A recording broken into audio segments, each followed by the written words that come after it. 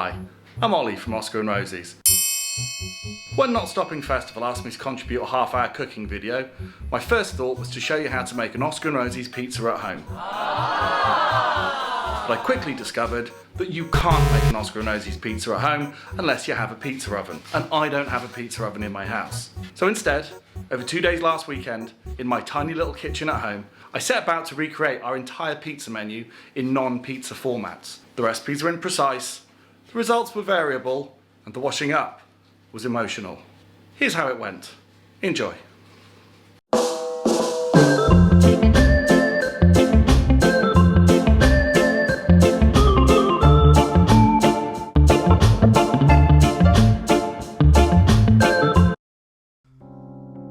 Not a huge amount of ingredients to work with here, so I thought I'd start off by zhuzhing things up with some vine tomatoes. I'm going to put some olive oil on these, a bit of salt and pepper, and shove them in a really hot oven for about 10 minutes till they go all mushy and nice.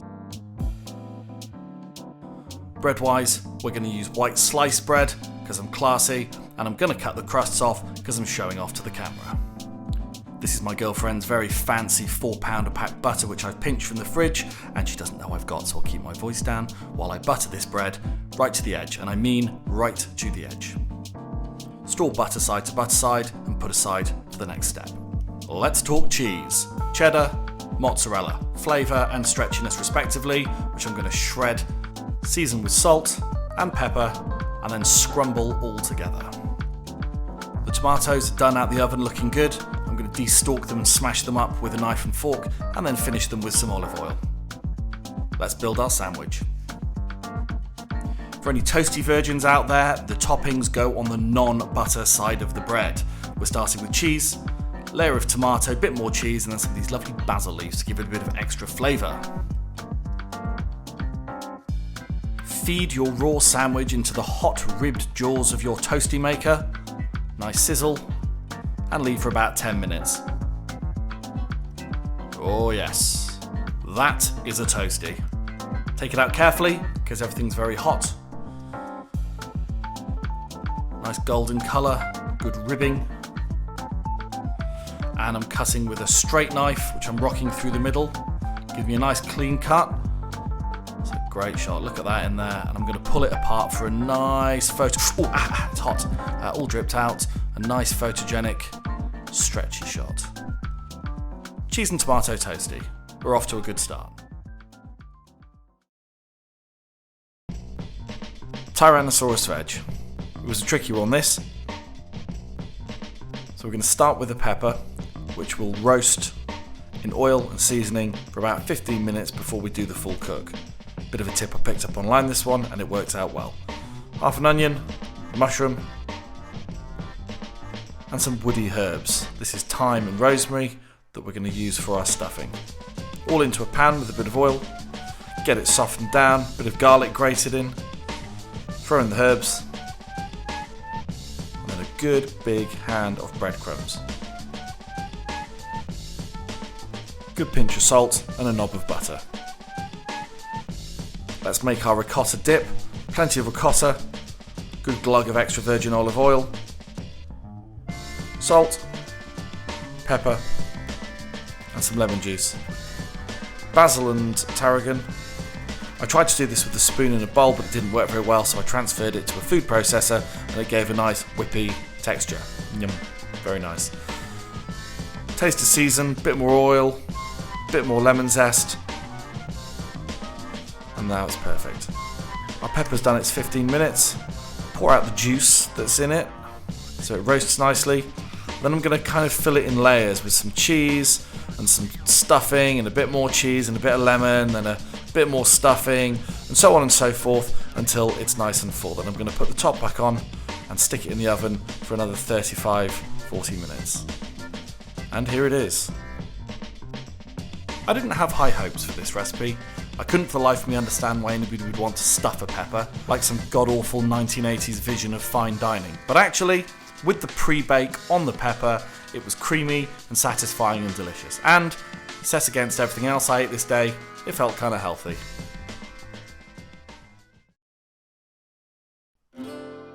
The Barcelona sausage party. That means chorizo, and chorizo means scallops. These are one of my favourite foods and would probably feature somewhere in my last meal. I found this nice thick cut chorizo which serves our purposes well. I'm going to try and make a pesto to go with this. I don't know why, it seemed like a good idea at the time. I'm going to use these ingredients here.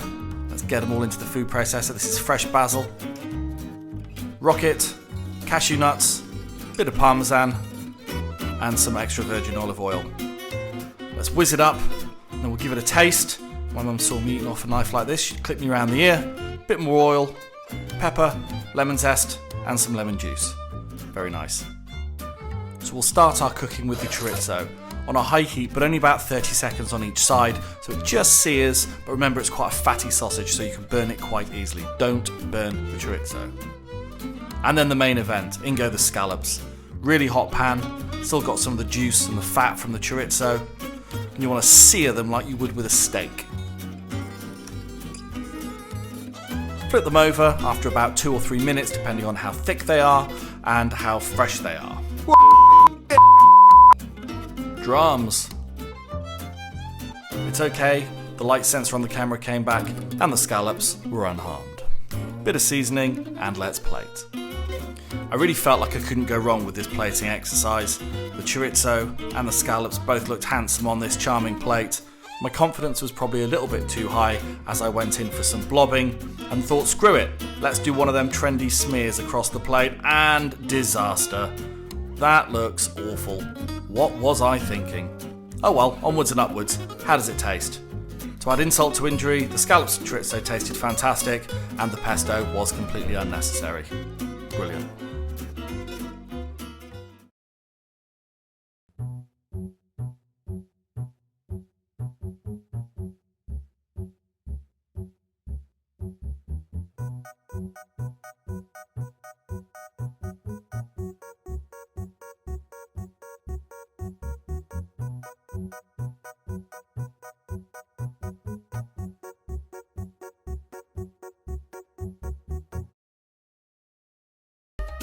Strap in, ladies and gentlemen, this is a good one.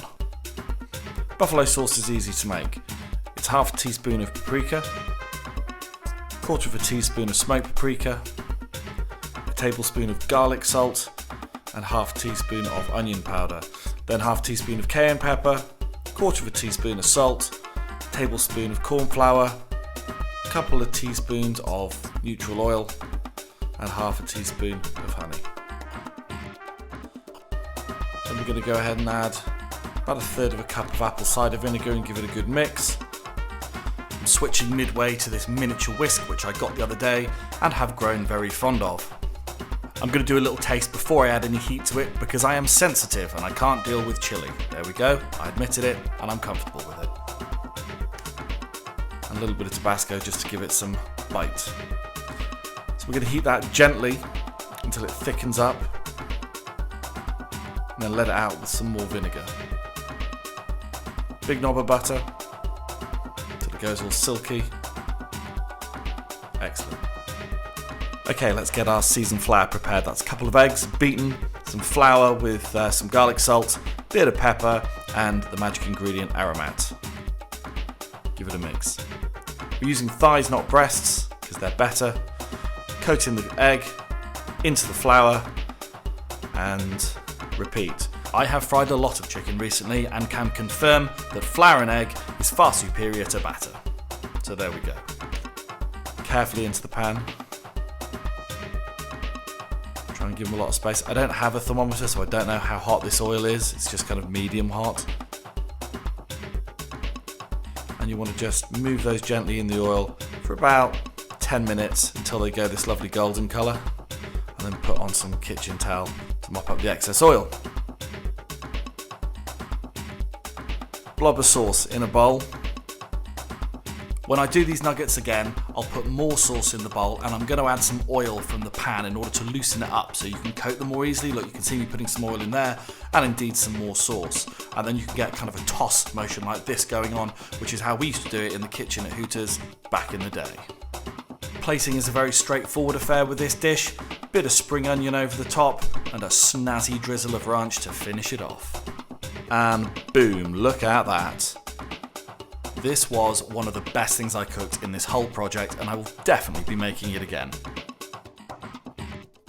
Crispy, juicy, and delicious.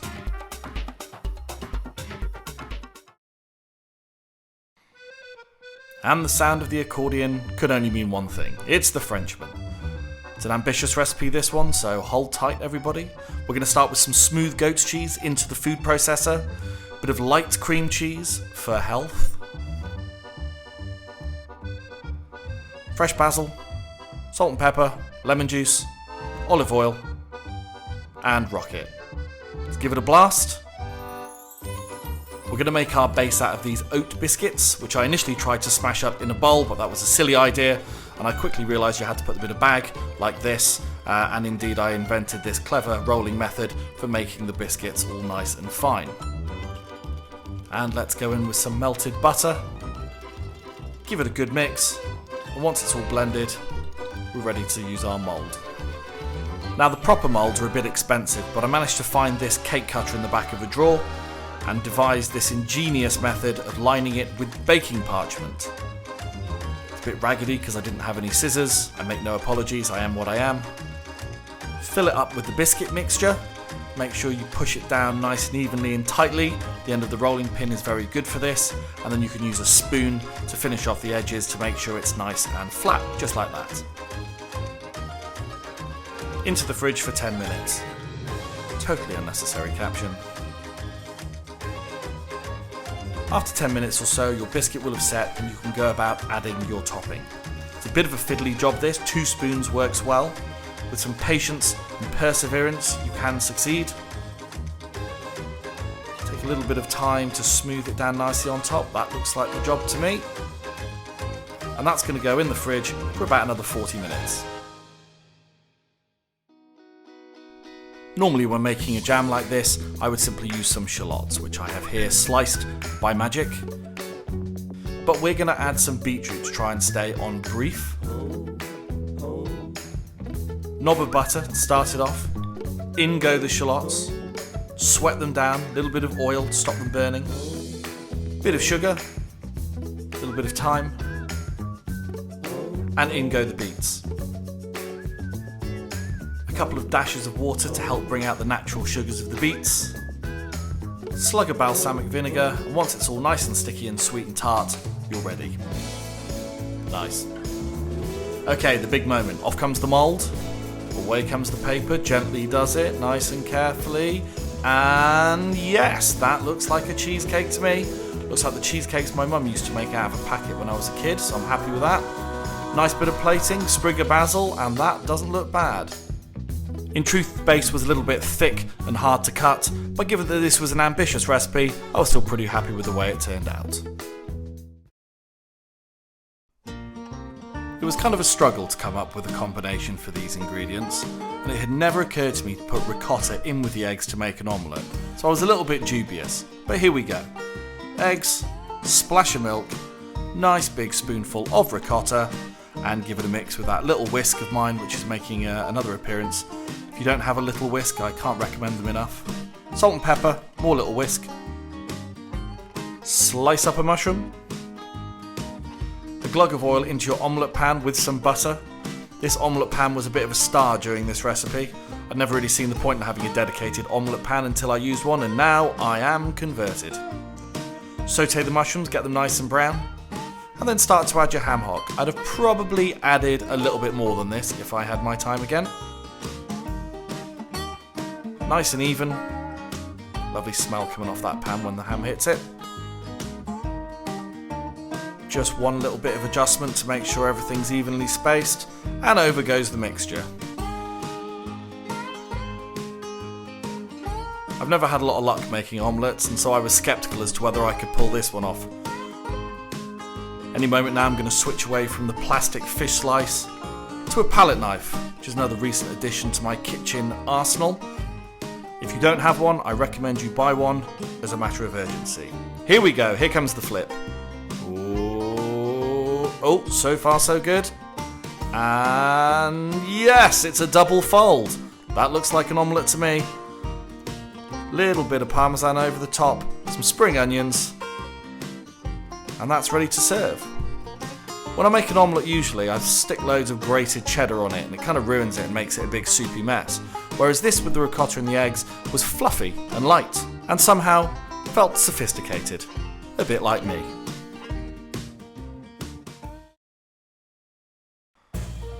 I'm going to be completely straight with you from the start, this is essentially mushrooms on toast, but let's help it to be the best mushrooms on toast that it can possibly be. Mushrooms and garlic, a nice fresh loaf of ciabatta, which I'm going to split lengthways, and I'm going to put a good glug of extra virgin olive oil all over that. Get it in those holes and cracks. Let's get the mushrooms going in a little bit of neutral oil for frying. Mushrooms, salt, pepper, knob of butter, another knob of butter, why not? Good slug of white wine, which we're going to reduce down over a fairly high heat. Add in some fresh tarragon, slug of double cream, parmesan, and some lemon zest. Let's toast the ciabatta. I'm using a dry griddle pan on a really high heat. And after about 3 or 4 minutes, you'll start to get a nice bit of colour on there. Now that looks magnificent. Of all the things I cooked today, this was one of the simplest, and it was probably also one of the most popular with the tasting panel, of which I am a member. So here we go. Good griddle marks. And delicious. The parmesan, the lemon zest, and the cream and the white wine. Can't go wrong.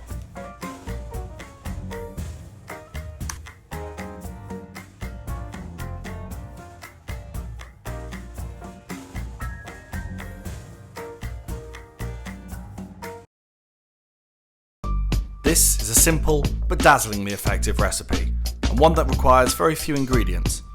Start with olives, green and black, garlic, obviously, and here's the trick to the whole thing. Make sure you use the anchovy oil for frying.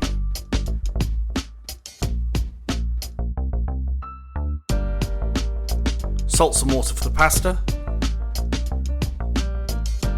In the time it takes the pasta to cook, we're going to cook a puttanesca sauce. Start with some garlic into the anchovy oil. Sweat it down, bit of chilli. In go the anchovies. The more the better in my view.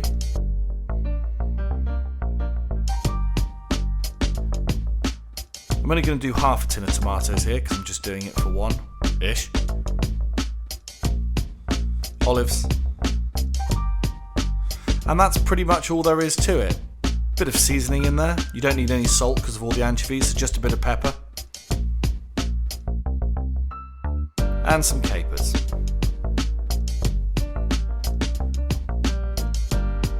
Let that cook down for about 10-15 minutes. You're actually supposed to put the olives and the anchovies in at the end, but I ballsed it up. It came out okay though, and all in all, I have no regrets. Obviously we're mixing the pasta and the sauce before we serve it, not doing it with the pasta and then the sauce on top because it's not the 1980s.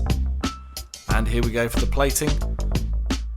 Bit of parmesan on top, black pepper, a few sprigs of basil, and voila.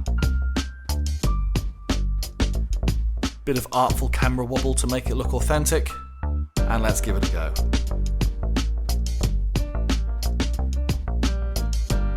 You just can't go too far wrong putting lots of salty ingredients in something.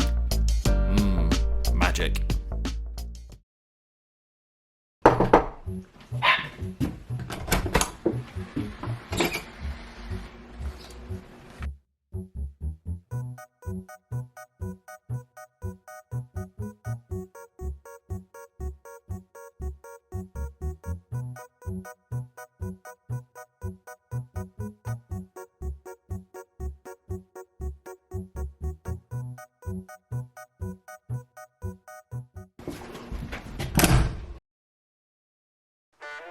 Interesting bit of Oscar and Rosie's trivia is that the checkpoint was originally a risotto before it was a pizza. Start off with a butternut squash, peeled, sliced. This is a pain in the arse, this job, but there's no way around it.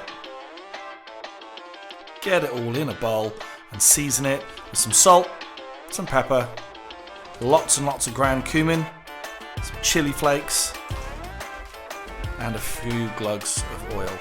Mix it all up and arrange it on a baking tray nice and evenly and stick it in the oven for about 40 minutes or so till it looks like this. And get your fish slice and give it a bit of a scrape, get the nice bits off the bottom. And when it looks like this, about 10 minutes later, add some fresh sage leaves, some smoky bacon, and after about another 15 minutes it'll look like this. So let's get that bacon all chopped up, take off any excess fat that hasn't got nice and crispy, put it all back together with the butternut squash and mix it up together. So the risotto. Cube an onion, sweat it down, don't let it brown. Add about 250 grams of risotto rice, stir it all together till it goes clear, and then add a good glug of white wine. Cook that down, and then start to add cup by cup 1 cup of stock. Let it soak in, let it absorb, add another cup of stock, and so on and so forth until it's nice and soft. Then add your squash and bacon mix, blend it all in. Add a good handful of grated parmesan, a few knobs of butter, and then stick the lid on the pan for a minute. And there you have it, a lovely creamy, cheesy, unctuous risotto, a little bit of extra cheese to garnish, and that is delicious. No other risotto will ever touch the sides again, I promise.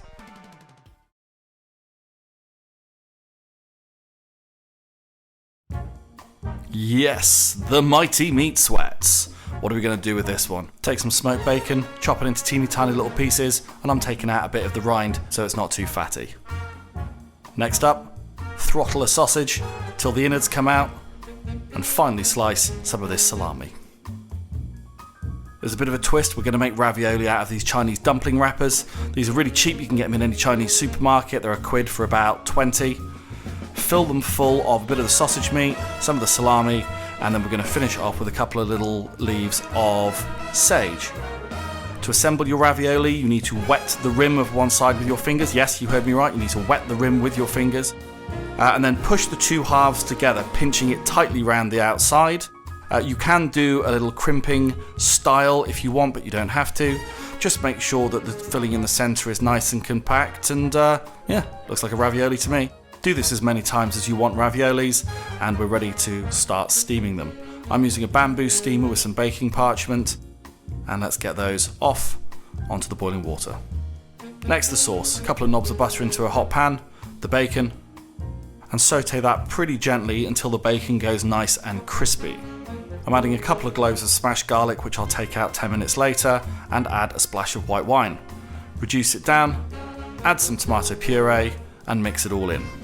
Bit of double cream for all that lovely healthy calcium, a pinch of pepper, and finish it off with another knob of butter. And we're ready to plate. Looks the part. Yeah, very nice. Let's finish it off with some basil leaves and a bit of parmesan. Looks great in the close-up, but how does it taste? Not bad at all. If I was doing them again, I'd probably boil them instead of steaming them to save on washing up, but overall, pretty happy with the way that went.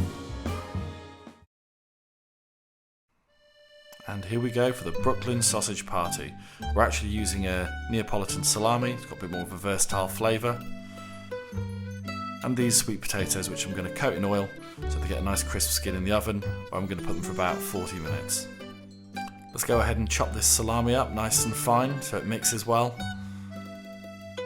I'm going to add some mozzarella, which I'm cutting with a knife because my grater was in the dishwasher. Just what the world needs, another video of me slicing up half a spring onion, make sure it's nice and fine. Rosemary, thyme and oregano from the garden, chopped up nice and fine. And 1 clove of garlic, ditto. Let's get a nice big knob of butter in that pan, let it melt down, add all your herbs and garlic, and then move it around the pan for about 5-10 minutes until all the flavours are absorbed. Don't let it burn or brown. Let's plate. There's that sweet potato. Right now it looks like a big steaming turd on a plate, but once we get our knife in there, being careful not to burn our fingers, and open it up, all that lovely orange flesh, steaming hot. There it is. So I'm going to score it with a knife. This does two things. If you've slightly underdone your potato like I did, it means you can bodge it. But also let's fluff all that inside up so that all the lovely juices and garlic butter that we're about to pour on, here it comes, gets all into the cracks. You have a nice buttery potato base. Don't forget to get all the little bits of garlic and herb from the bottom of the pan. And then let's go ahead and put the rest of our filling on there. And that's pretty much it, apart from some smoked paprika, a little bit of extra pepper, and looks pretty good. Let's have a go. I wasn't that excited about this recipe, but you know what, it came out pretty well.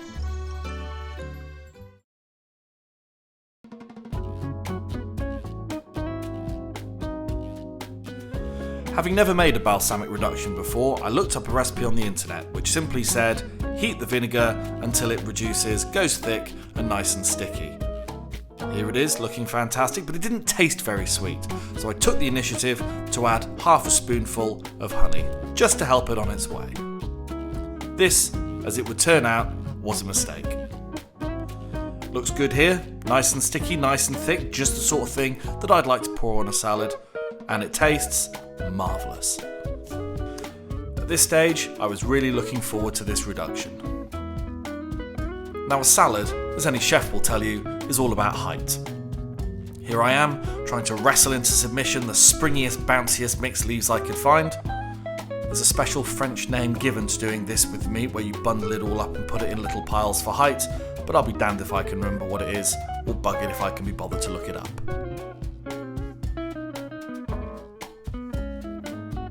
This was looking pretty good so far. I felt that I was onto a winner. Tin peaches, one little blob, looks a bit sparse, screw it, let's have some more. Do you know what? I work hard, let's have 3 chunks of peach for every slice of ham. And here comes the drizzle.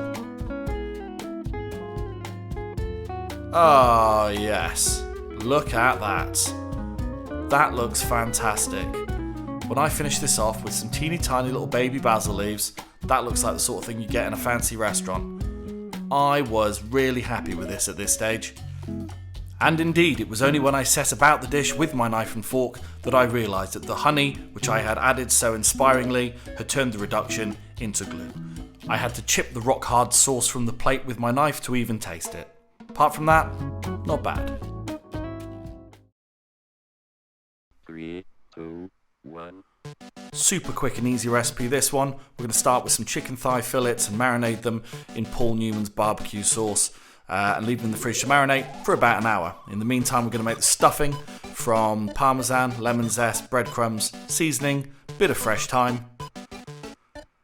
Let's start the mushrooms off with some extra virgin olive oil, build the stuffing up, finish off with another glug of the oil, and let's put them on the tray. With the chicken, in truth, the mushrooms only took about 10 minutes, so they came out earlier, but I forgot to film it, as did I putting these lovely shallots into the marinade. Arrange your mushrooms tastefully around your chicken, and stick in the oven for about 40 minutes, only about 10 for the mushrooms. Here I'm slicing some mozzarella. You can use cheddar if that's all you have. And after about 40 minutes, lay it on top of the chicken, which will then return to the oven for about 5-10 minutes, and voila, you get something that looks like this. Obviously we cheated a little bit using the barbecue sauce from the jar instead of the homemade stuff that we use at O&R, but the effect was still pretty good.